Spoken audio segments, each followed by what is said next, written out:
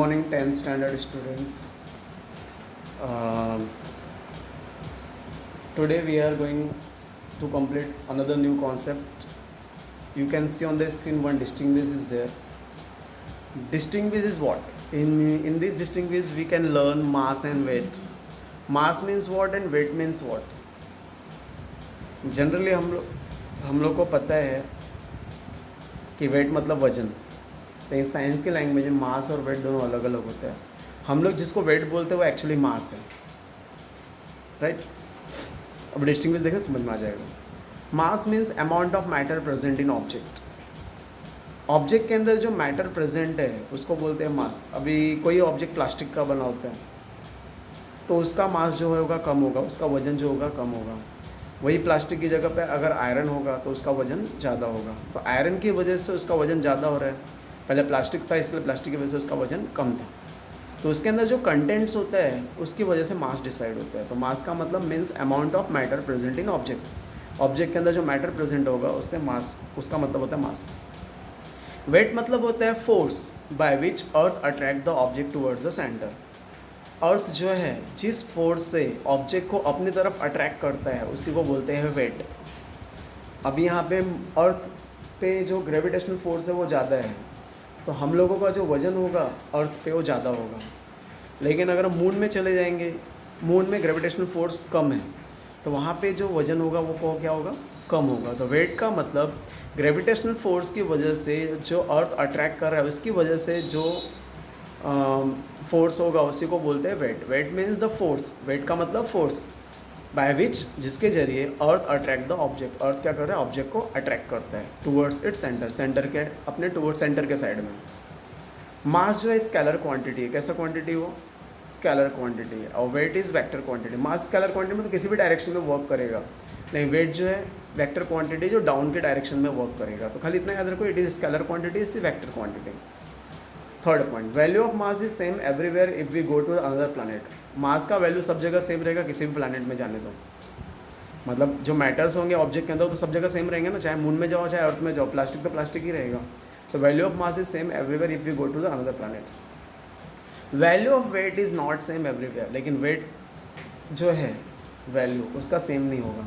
अर्थ पे अलग आएगा, मून पे अलग आएगा.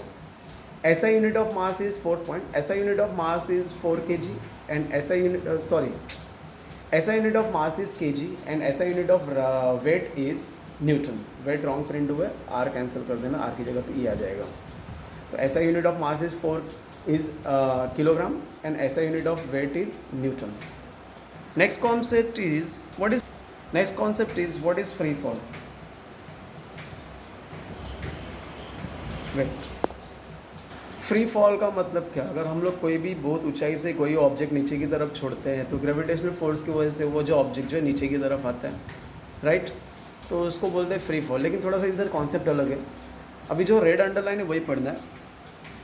Once we release the stone from our hand the only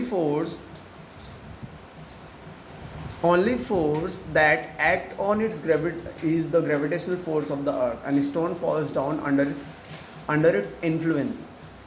कोई भी स्टोन अगर हम लोग अपने हाथ से रिलीज़ करते हैं तो खाली एक ही फोर्स उस पर काम करता है, दैट इज़ ग्रेविटेशनल फोर्स. और स्टोन जो है इसकी तरफ नीचे गिरता है. समझ में वही लिखा है.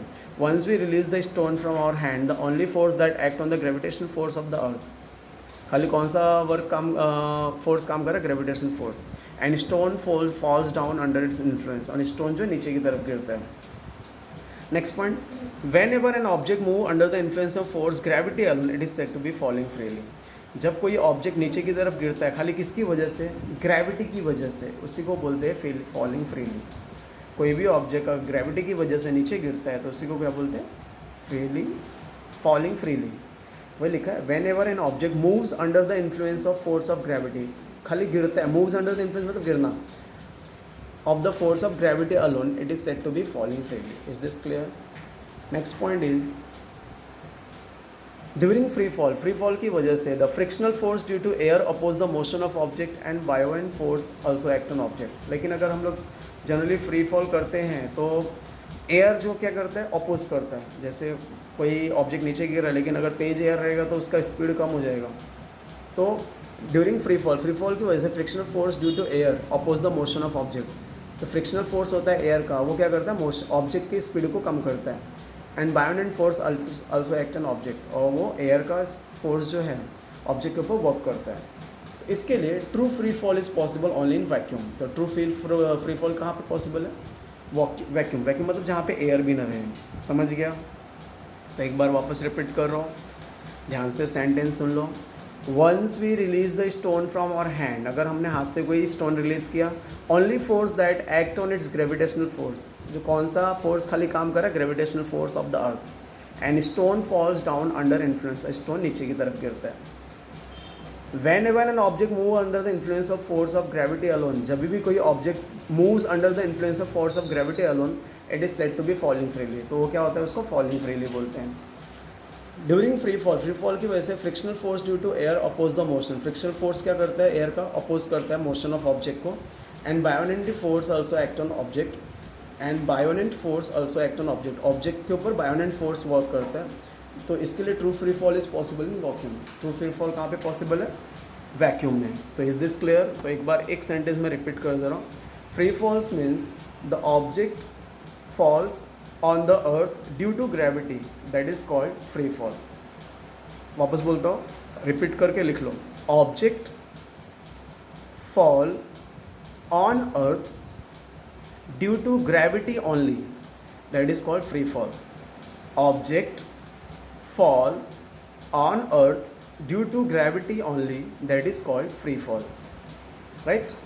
And free fall is possible in vacuum, and free fall is possible in vacuum. Is this clear? कोई भी डाउट्स रहेगा तो वापस पूछ सकते हो। Okay, just take the screenshot. I am just minimising this screen. Oh sorry, screenshot ले सकते हो, दोनों क्वेश्चन एक साथ हैं। Okay, thank you, good day.